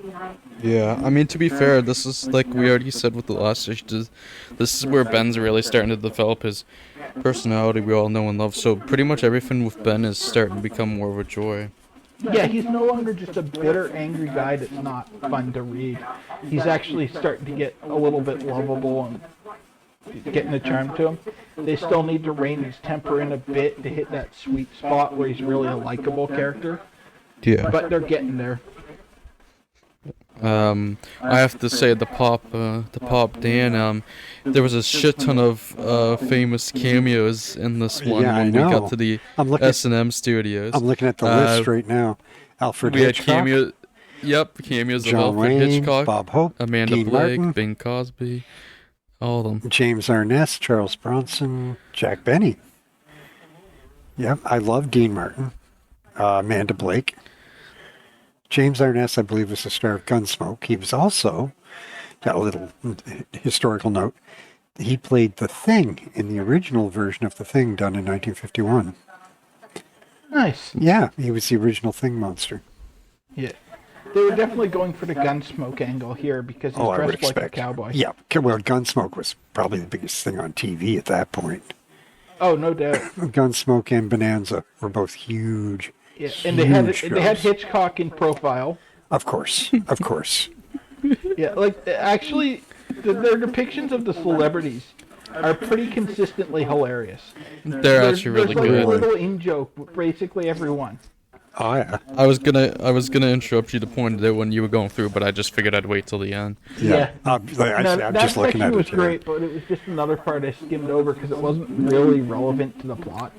The other joke I had was when we first see Namor, he's doing his best Hugh Hefner cosplay. He really is. He's got the pinstripe suit and then the cigarette on the stick, whatever that was called. Oh, yeah, it's just a smoking stick. I can't remember what they call them. But the Penguin used to use one. Yeah, exactly. And Namor's got that. So did I think Jack was slacking a bit on his art in this one. Namor was definitely off model. Yeah, Rita Hayworth used to use one too. Sorry. Well, I'm just curious how he drew John Wayne and Bob Hope and Dean Martin. He gave Bob Hope a massive jutting square jaw. Yeah, and a point. Well, John and a Wayne nose. isn't on our list, so I don't know which one he is. Right, he'd be the one who's named John Wayne. What? John Wayne was the biggest thing at this point in time. John Wayne was pretty much the biggest star in the world. Yeah, I think he got missed because it was probably fragged that the He may be in the characters background. and he's not American, so he might have missed some of the American pop culture references. Yeah. He may be in the background somewhere. Yeah, this is something that He's not one of the ones that's he like. was either missed, but when they did the list, or it's not actually confirmed that it's John Wayne. It's just a theory because the site won't list people unless there's confirmation. Yeah. So it might have been like there's a theory that this character's John Wayne, but Yeah. He wasn't one of the obvious ones like Alfred Hitchcock. Yeah. Well, yeah. And Charles Bronson would have been a fairly new star at this point, too. yeah, Bronson's another one that's not confirmed to the level that there's actually an image on our site, but.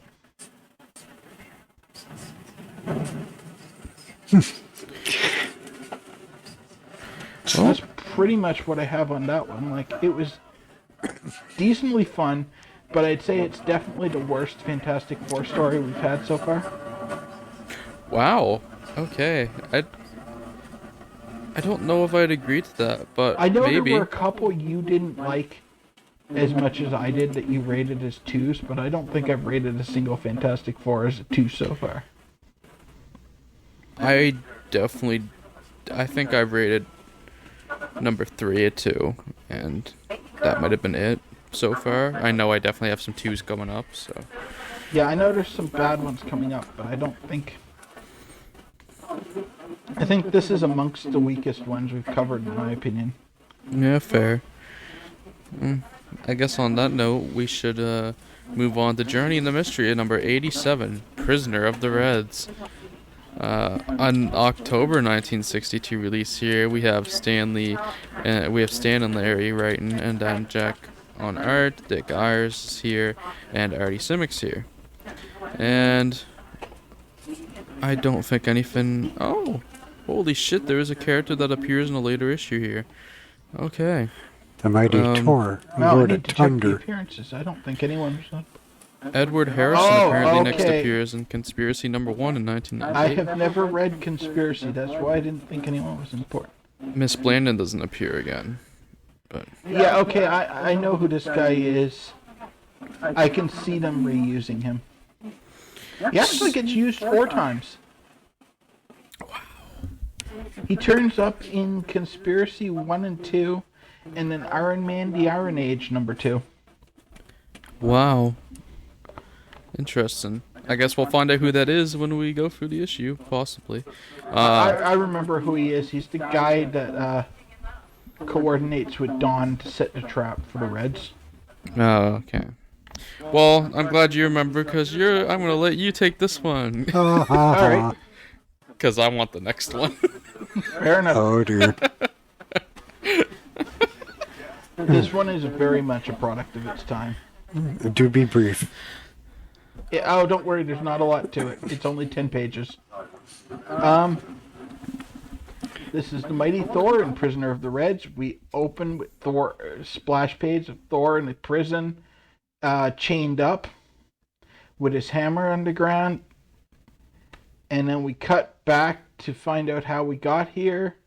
And we see a woman finding a note from her husband saying that he no longer believes in the American way of life and he's going behind the Iron Curtain to serve the Reds. Because, of course, when you defect to a foreign power, you still refer to them by the derogatory term. And then we get news about how he's the 5th scientist to defect within the past month, and the government can't explain this, but the FBI is working on it. And Don sees it on the news and figures there must be a reason for it, so he goes to Washington and meets with Edward Harrison of U.S. Army Intelligence, our one recurring character, and he decides that he's going to set himself up as bait by claiming he's developed a new biological weapon, and then when the Russians kidnap him, he'll figure out how they're doing it, and he'll be able to report it to the U.S. government. And so he pretends to embark on a scientific exploration, and after a couple of days of fake experimentation, the paper publishes that he's found a new virus that can be used for germ warfare. And so a large, suspicious-looking man shows up who claims to be a photographer who wants to see him about his discovery. And Jane lets him in.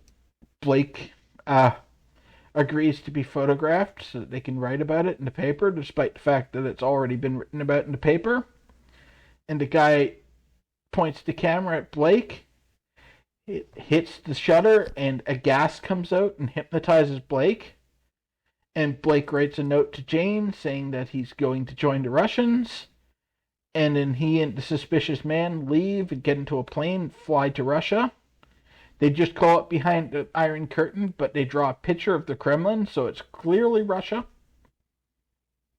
And they take him to a prison on top of a mountain where he clears from the effects of the gas and regains his control and finds himself in prison with the other scientists. And he figures he can bust out as Thor and rescue everyone, but he just needs to figure out how to distract the other scientists so they don't figure out he's Thor. But just then the Russians realize they might have better luck forcing one of the scientists to actually work with them if they separate them. So they put everyone in their own cell, where Blake immediately turns into Thor and busts out of prison. Generates a static charge on his hammer, blinding a bunch of the Russians, and gets dropped into a pit of sharks, but easily escapes. Confronts the lead Russian, and the lead Russian tells them that he's got a bomb under the fortress, and so they can either surrender to him or they'll all die. See how important sharks are, Brian? Sorry, what was that? Brian, you need to acknowledge how important sharks are. They are. That's why pivotal. I mentioned the sharks. Yeah, they're pivotal to this story. Without them, the story would be nothing. Okay, Ryan? Ryan? For anyone who is listening, this is part of an ongoing campaign where me and Dan tried to convince Ryan to watch bad shark movies. Campaign. The wound. Are you okay, Ryan? I'm not gonna lie, I'm just laying down as we talk about this right now.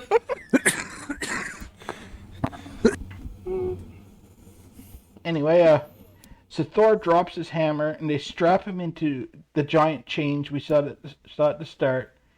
And these are weird electronically treated chains so that even Thor will not be able to smash them. And so he just waits the 67 seconds until he turns back into Don Blake and all the chains fall off because they were positioned around a big guy like Thor, not a little guy like Don. And then he picks up the hammer and turns back into Thor, busts all the scientists out, tunnels with them through the ground to the outside of the prison walls, And then Thor goes back into the prison and finds the Russians, summons a hurricane inside the prison to smash everything up and destroy it. And then Thor and the prisoners leave and walk through the Russian jungle. Yes, there's jungles in Russia, don't question it. Until he finds like a Baltic port where all the scientists get on a boat and sail back to America. And where Jane swoons over how Thor rescued all the scientists and wishes that Don was brave like that. And that's the end of the story. Poor Donald. Poor Donald. No sharks got hurt in the making of this comic, just so you know, everybody. This is actually a fairly fun story. Like, it's utterly inconsequential. Yeah, I give it 3 stars. I gave it 2, but I think when I was first reading these, I was too harsh on some of the generic commie stories because, like, they don't age well. But for the era they were written, they were completely fine. Part of the reason I gave this one more slack to be what it was is because it was only 10 fucking pages, so I just kind of had fun with it, and it was really quick read. So yeah, and I did enjoy that Dawn did a lot more in it instead of just Thor. Yeah, and the worldview at the time simply supported these sort of antagonists and such anyway, so it was just a given. You know. Yeah, I wish the Russian commander at least got a name. Like, generic Russian guy isn't really interesting as a villain even at the time, but... Yeah, that's fair. I mean, it's a 10-page story, and they did a shocking amount of stuff in it for 10 pages. Indeed. Well, there's not much more to say than that, I think, on that one. No, it's utterly pointless. You miss nothing if you don't read this one. Huh. Yeah. So, on that note, we move on to our main event as we go to Tales to Astonish, issue number 38, Betrayed by Ants. By the Ants, excuse me. And I'm going to tackle this one. This was my second 1-star of the day. Ooh, that's harsh. Yeah, this one is not good. This is a fantastic comic. 5 stars. I'm just kidding. I gave this 1 star as well, and we're gonna find out why. Thankfully, this is another one that's only 10 pages, so not terrible. September 1962 release. So I guess technically this one came out before the Thor issue, but whatever. Johnny D is lettering this one, so we have a bit of a difference on the creative team. And I just have to pull up my... This is literally the only thing he lettered in the main order. Or the expanded order. That's hilarious. He's gotta be just some person that they hired last second because the regular letterer couldn't get to it. Like a paper guy in the office or something. It could be. Yeah. Although his lettering's actually decent. It looks good. Yeah, it's not awful. It's way better than you'd expect for a 1-issue letterer. The cover is Ant-Man stuck on flypaper as we see the Kingpin, the fantastic Eggman portrayal of the debuting fucking Egghead. This is the first appearance of Egghead. It's time. We open up the issue with a nice image of Ant-Man on a windowsill and Egghead reaching out over him. With a robotic bellows. I need to call attention to the fucking robotic bellows. Okay. Our story opens up, and it starts with some people. It starts up with some criminals talking about how they haven't been able to do crimes in weeks because the amazing Ant-Man has been kicking the shit out of the underworld. Do crime. Do crime. Jeez, I haven't been able to do crime in a while. Me either. I want to do crime. Commit a crime, maybe? They're talking about how They don't what they're talking about how the pods would stop Ant-Man, but they're not sure how. We quickly go over to a couple military guys in front of a door. They're like, "Oh, what's going on in there?" And they're like, "Oh, that scientist, the guy they call the Egghead. They suspect that he's putting one over on Uncle Sam." So we go into the room and we see that Egghead has to talk to these people in Washington, and they dismiss him from being a scientist for the states because he had been selling secrets to the Russians. So he's like, so Egghead is laughing at them. He's like, "You're just talking anyway. You have no proof, and you know it." And they're like, "Oh, you're beneath contempt."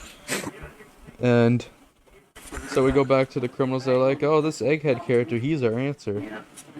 He's all brain. He can figure this out for us." So they give Egghead a fat stack of money to help them figure out how to get rid of the Ant-Man.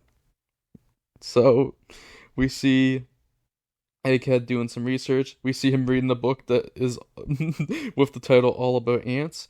It's got the individual pages drawn on it, there's only like 8 or 10 of them. So it's like a children's book about ants that he's reading. It has a picture of a giant ant on the cover. It's great.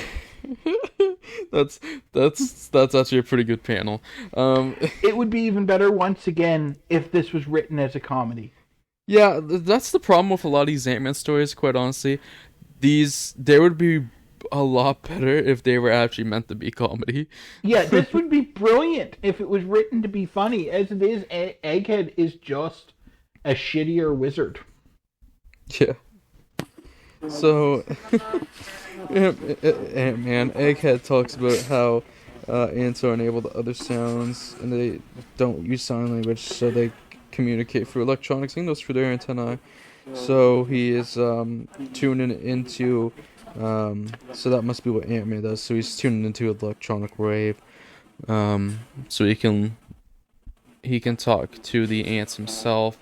So he finishes that machine. He goes to an anthill with a fantastic looking device on him, and he's gonna communicate a message to the ants to make sure there's no loyalty between the ants and Ant-Man anymore. So he continues to he goes on and he tells the ants how Ant-Man doesn't care for them and all this stuff, and I love he how sets up a Egghead's, trap. Backpack-worn device includes a stool so he can sit down while he's talking to the ants. Ah. Yeah. Clever. So Egghead, on top of just saying how trying to get them not to be loyal to Ant-Man, also tells them about a trap he's setting and blah blah blah. He doesn't just try to get them to not be loyal to Ant-Man. He's trying to sell them on the fact that they will no longer be Ant-Man's slaves. Instead, he will be their slaves. Yeah. Yeah, he is doing that very much. He does definitely try to sell them on not being Ant-Man's slaves. And that's actually a key plot point going forward because this plot is terrible. Yeah. So Egghead drives off, and he's like, first step of my plan is over. And then he goes to criminals where he's like, and then I'll be waiting for him with flypaper, blah blah blah. So yeah, we have his brilliant plan, I guess. Enough of it. And then Thursday arrives when this is supposed to happen, and the second phase is in effect as we wait for, as the criminals are in the museum and await to trap Ant-Man. So Ant-Man arrives with his, riding in on his ants, and we see Egghead waiting with a device, and he uses the device to blow air out, and he blows Ant-Man away off the windowsill into a box where he is trapped by flypaper. But whoa. To be fair, it would have worked if Ant-Man hadn't been tipped off. Yes, as we'll learn. So he's trapped by flypaper. Whoa, Ant-Man's trapped. He's never gonna get out of here. He's trapped by the flypaper. But wait, hold on. Whoa, how cool. Henry Pym has fucking springs in his boots, so he jumps right out of the fucking trap. The only thing that would be better than springs in the boots is roller skates in the boots. I don't know if you've read far enough in the order yet to get that, Ryan. I know what you're referencing. I haven't gotten there yet, but I still know what you're referencing. So that was a good one. So Ant-Man's out of the trap now, and the criminals are trying to capture him. He makes one guy smash his hand off a metal exhibit, like an old fin of armor from the days of knights, and then Ant-Man presses another button and draws the springs up into his boots again. Locks them there. Like, you blamed insect, I'll ground you with dust. And Ant-Man's like, not a chance. He puts a rope around the guy's hand, around his wrist, made of nylon fiber. He's like, which is practically unbreakable, and flips this fucking guy over as he stole Ant's eye. He's not just flipping him, he's spinning him around over his head by the fucking fishing line. Yep, as he stole Ant's eyes. And then, oh my god, this is fucking so good. So one of the, we see the guy go flying, and then the other guys are with guns, and they're coming closer, and they're like, oh, never mind how Ant-Man's so strong. We gotta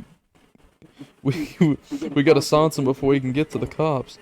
And then Ant-Man draws them closer to his own trap that he set. As he drops I love this trap. he drops a fucking sheet on top of them, of the three of them. It's fly paper. Carried a giant sheet of fly paper onto the ceiling and dropped it onto like 10 gangsters. God, yeah, you see the ants hanging from the roof in that one panel too. The ants are holding this giant sheet of fly paper and drop it on the guys. There's like 4 of them there. Oh, that's beautiful. If this was supposed to be funny, it would be so good. Oh, oh my god. See, this is fantastic. So they're trapped, and then realizing the caper has failed, we see a few of them trying to escape. But then they reach their car, and the tires are all flat. And so somebody swiped the ignition key as well. And then there's a siren as the cops arrive and capture all the guys. Well, not all of them, as we will see that the Egghead has escaped here. But he is listening in on what Ant-Man did. And Ant-Man talks about how Egghead made one mistake. He misunderstood the psychology of ants. He didn't know that the ants do not consider themselves my helpless slaves. They regard themselves as my friends and my partners in the war against crime. So he also goes to say how his little allies told him about Egghead's entire plot, and he decided to turn the tables on them. And so he talks about how that's why he was so prepared. So Egghead was a broken man. You could say that Egghead's plans were scrambled. Yeah. Egghead really is a broken man. I actually love the end of this comic. This is just bad. Oh my god, this is so good. So we see Henry go home, and he goes home, and he's talking about how he made a solution, a chemical solution, so the fly paper wouldn't actually stick to him. And then we see him popping the tires with a big old needle and everything, and taking the key. And then that's finishing up his talk with the cops. Then the issue ends with Egghead. He talks himself how the ants were too smart they were too smart and defeated them, and blah blah. And he walks past a couple guys who were like, "Who's he?" And he was like, "I don't know, but he's been muttering to himself since he got here, complaining about ants." He's so, like, ants, that guy must be local. That's what I figure. He's probably just some worthless bum without a brain in his head. So we're left with a very defeated looking Egghead that's walked over to his set table. That's where our issue ends off. We can't forget why Egghead's attempts to corrupt the ants failed, too. He tried to appeal to their sense of greed, of vanity, but insects have no such emotions, unfortunately. It is only we humans who possess such primitive traits. Thanks for the moralizing, Stan. Yeah, that's why I kind of just skimmed past that before. But yeah, That's my favorite shitty overwrought dialogue from this issue. Oh my god, this is. Oh my god. Oh my god, that was what a read, what a way that, what a story to end on. That was a ride. I honestly had a lot of fun talking about that one, even though it's the drizzle and shits. Well, I felt the same way about that first one that I recapped. Like, it was an utterly horrible issue. I think this one's a little better than it.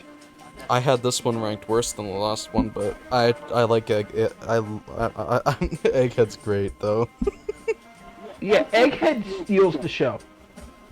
Egghead is fucking fantastic in this. My main issue is that they have like 5 genius supervillains, and they're not really that different because it's not so much an issue here, but going forward you have Egghead, you have the Wizard, there's the Mad Thinker, and then there's 1 or 2 others that are just geniuses as their gimmick. Oh my, so yeah, yeah, he's not very original, but he's definitely very different because you see his head is in the shape of an egg. Yes. I did enjoy him sitting in the flop house with like 3 days growth of beard, just utterly defeated, muttering about ants. Oh, that was good. So yeah, Egghead's first appearance, of course, that's the most important thing from this issue. He doesn't appear again. This is issue number friggin' 38. He doesn't appear till issue 45, so we have a little bit of a stretch. So we've got 7 issues until he's back. Oh, I can't wait. So yeah, I don't know if there's much more to say about that one, which is probably good for everybody. But yeah, what can you say about it, though? Seriously. Like, you know, I wish so much that this run of Ant-Man was written as a comedy. If this run of Ant-Man was purposely supposed to be a comedy and was written that way, these would consistently be like 4-star comics. Yeah, because the stuff is so good. Well, there's certainly like room the for ants on the satire. ceiling with a giant sheet of flypaper and dropping it on a whole bunch of gangsters. That's inherently hilarious. But they play it so straight that you can't get into it because there's no. Like they should have had they had all the guys getting tangled up in it, but then they should have had like a panel later of like the police trying to pry them off the flypaper or something. Even though it's exaggerated and flypaper wouldn't stick that much. You gotta go with, if you're writing actual comedy, you gotta go with the joke over realism. Plus, we're reading about a guy who shrinks himself down and talks to ants, so it's not like realism's that important anyway. Yeah. And just having them like have to be pried off the flypaper, like the sort of thing you'd see in the 1960s Batman TV show. This would be absolutely priceless. Yeah, I agree. There is room for satire. There's room for a lot of things, but I have to say it's really a lost opportunity to have a bit of fun. Yeah, I think part of the problem with that, though, is we're looking at this back from a modern perspective. We are, definitely. And so we have all these tropes of superheroes that would be really, really fun to subvert by having it just, like, lean into the campiness and be really goofy. I'm not sure that would work at the time because the tropes aren't established yet that we're mocking. I don't know. I mean, the Batman TV show started, what, 66? Oh. Yeah, but DC has been doing this a lot longer than Marvel. And the other thing is, even though this is the end of 62, 66 is a long way away in the evolution of comics. That is true. Like, that's entirely fair. Yeah. Comics that are the other drizzling shits right now. 65 and 66 are some of my favorite years I've read so far. I think some of the best stuff that's been put out came out in those years. Well, it's not exactly gripping literature. I mean, No.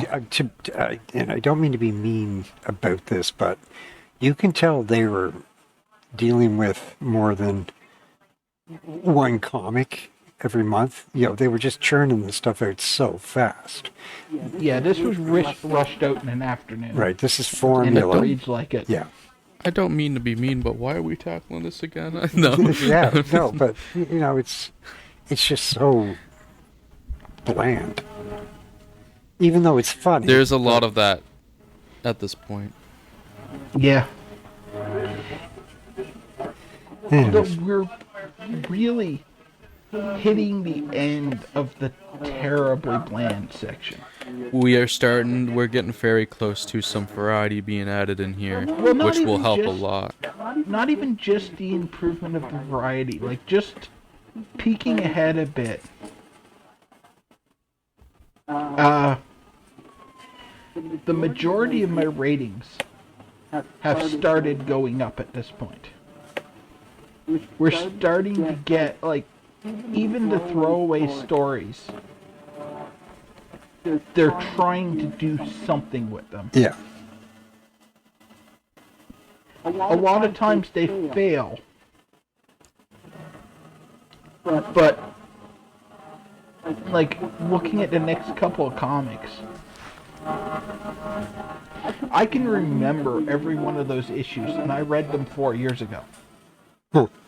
Yeah, to be fair, next episode is a pretty memorable lineup. Like, it really is. We have a good lineup coming up here. And that's true pretty much to the bottom of the page. So that's like 60 more comics that... I only have I- 40 entries in my page, so I there's only always 2 set- more on top of next episode. I always set my page to 100. Ah, there we go. It makes it easier to keep track of where I am. I have mine set to 40, so we have next episode's 6 entries, and then there's only 2 more after that. Yeah, well, to my end. I'm just scrolling down, like, I don't remember what, like, details about what happened in most of these issues, but I'm looking at them and I'm like, I remember reading that. That was a thing I read. These ones, I had to look up what happened in the Human Torch issue we read this week today before we started because I couldn't remember reading it. That's I read strange. I read it literally yesterday. That Strange Tales is so Strange? not memorable at all. It's so Yeah, I completely got it from yesterday. I literally that's the issue I got confused with the Fantastic Four Planet X issue before. Well, it's the same story, yeah. basically. They fleshed it out a bit in Human Torch, but it's the exact same premise, pretty much. So yeah, since I've read 2 pages in the way I format them, so I've read 80 entries for some context to everybody. Bill, you're in what 1975 or something, so Yes, I have. you've been through a lot. And I've been in the expanded order where I've done everything from the beginning to 1956. So I have read 10,802 comics. Good God. Wow, that explains so much, Bill. Although, Doesn't it? to be clear, the vast majority of those are 2 to 6 pages long. It's not the 20-page comics you get nowadays, Yeah. even in this era we're in here. An awful lot of them are little, tiny, like... Hell, some of them are literally one-panel jokes. Yeah. So, in full-length comics, I've probably read about 5,000, which isn't necessarily better. Wow. Not necessarily better, to be honest. I mean, that's a lot. It is, let's see, just in the main reading order, like the superhero stuff, I'm 2,530 issues in. Jeez. Wow. Insane. I mean, I love comics as much as the next guy, but oh my God. When does it go from being fun to being a chore? 1956. Oh, okay. As long as we know. I have an answer. There are 1,000 stories for that year. I've been struggling through it for like 3 months. Okay.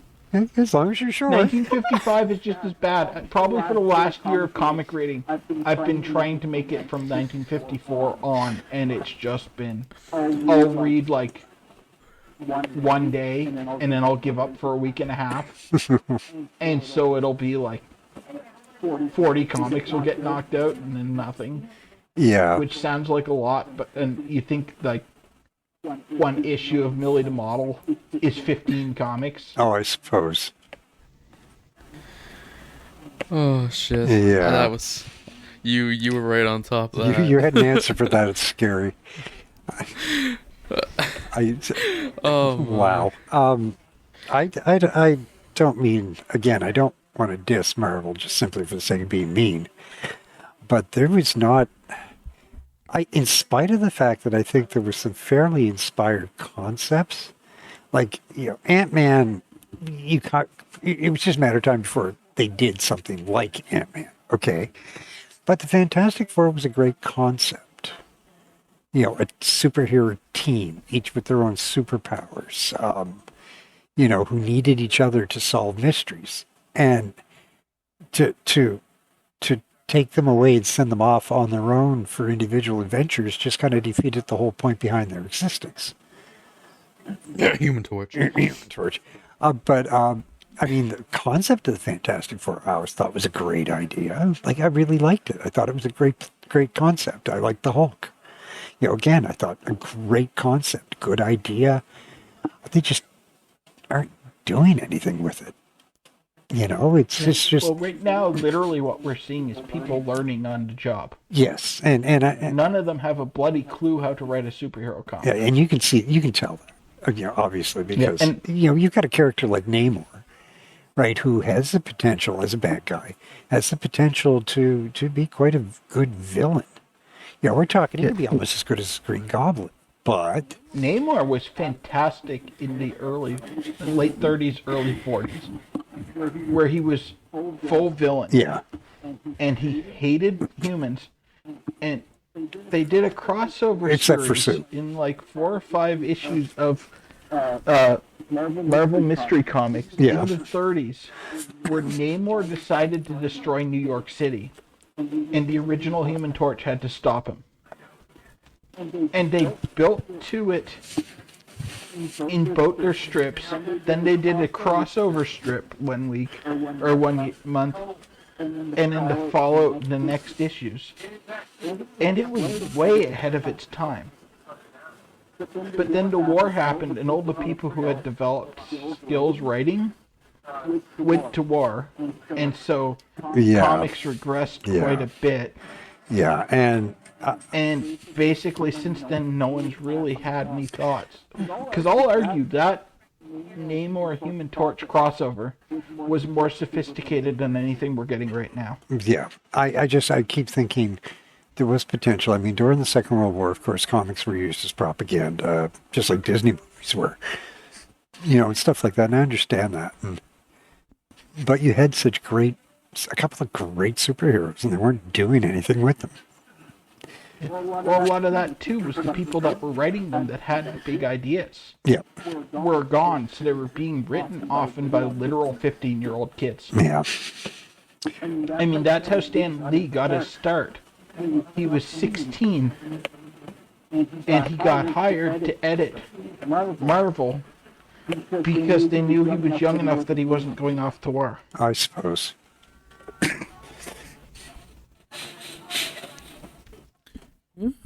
Anyway, I suppose we'll go into some advertising, shall we say, of the next episode of this podcast. As next week we will be covering 6 more entries in the order, starting with 2 shitty Hulk stories for the price of 1, with Incredible Hulk issue number 5. The worst Hulk of the original run. ever. Yeah. So we're opening strong next week. Then we move on to Journey of the Mystery number 88, where we witness the vengeance of Loki. So Loki's returning. That should be fun. That one's actually pretty good, I think. Remember? Yeah, it is. We have Strange Tales issue number 104, the A story, of course, which is the Human Torch one, and we have the Human Torch Human Torch meets Paste Pot Pete in this one. So we have a lovely debut to talk about next time. Fantastic Four That's number my boy. 2. Yep, Triple P, let's go. I fucking love Paste Pot Pete. That's going to be a fun one to talk. We actually have some really good ones to talk about next week. Fantastic Four number 10, we witnessed the return of Doctor Doom finally.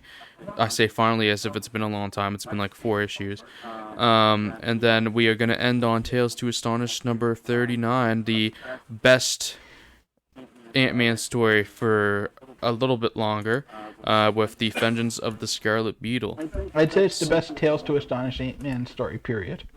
I don't agree with that because there is the one that we have coming up with the old guy that the ageism issue. I liked that one more. That one's pretty good, but it's not a giant genocidal beetle. Fair. They're both really good, to be fair. So yes, I enjoy Scarlet Beetle, I think, more than most people. It averages 2.3 stars. I gave it a very high 3-star rating. Yeah, me too. I So we're both thoroughly above enjoyed average it there. because it's just so over the top and out there. But I can see a lot of people hating it too. We're gonna have a lot of fun next week talking about some of these comics. After we get through that Hulk, I'm really looking forward to the rest of this. Oh yeah, that Hulk is That Hulk is rough. That Hulk is just a pile of shit to knock off your shoe before we get into the good stuff next week. Wow. So, Tyrannus debuts, though. What? Tyrannus, the worst Mole Man.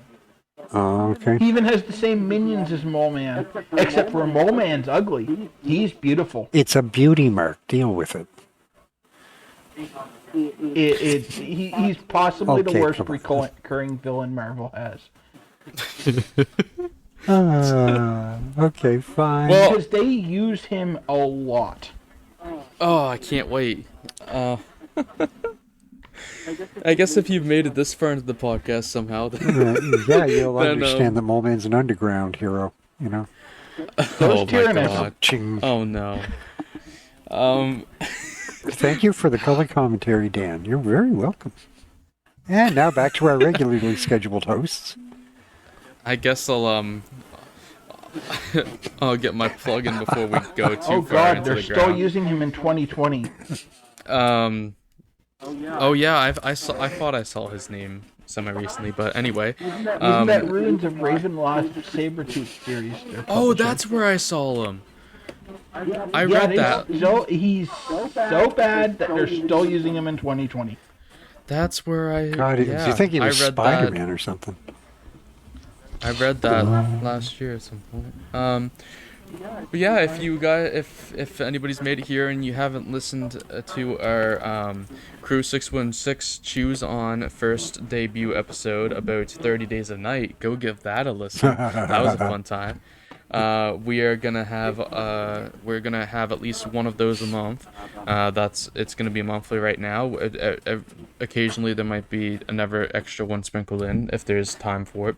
But next month, at some point in July, we will be releasing another one that will be focusing on Brightburn, which This should time be a we'll lot of fun to telling talk Dan why about. his tastes are bad.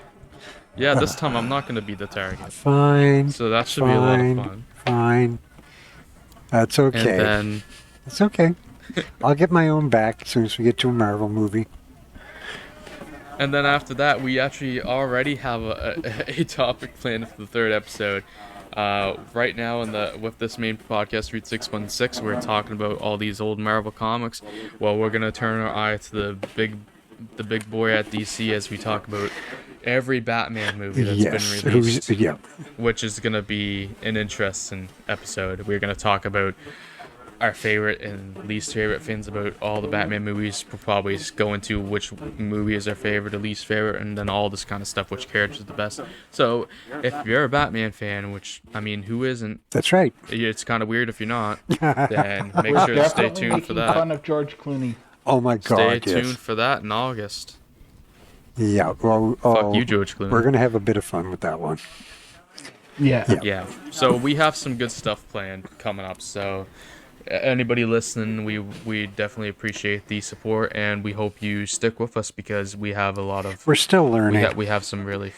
We are still. Yeah, we are still finding Our feet. Yeah. we're still planting our feet in the ground with all this stuff. So we will get more of a flow to this as it goes along. Yeah, it's right now we're just trying to figure out what works, what doesn't work, and so feedback's always welcome. But we'll figure it out as we move along. Exactly. Yeah. So anyways, I suppose we should end this off and get out of here. So if you guys enjoyed the podcast listening, then we are on YouTube, Spotify, Apple Podcasts, Google Podcasts. We're on quite a few different ones. I mainly push the Spotify, Apple, and YouTube versions. I will try to leave in the description a link to that Crew 616 episode that we mentioned. And if you enjoyed this one and you're on YouTube, give us a like and subscribe. Follow us on Spotify and Apple Podcasts. And we will see you in episode 6, where we have some fun comics to talk about.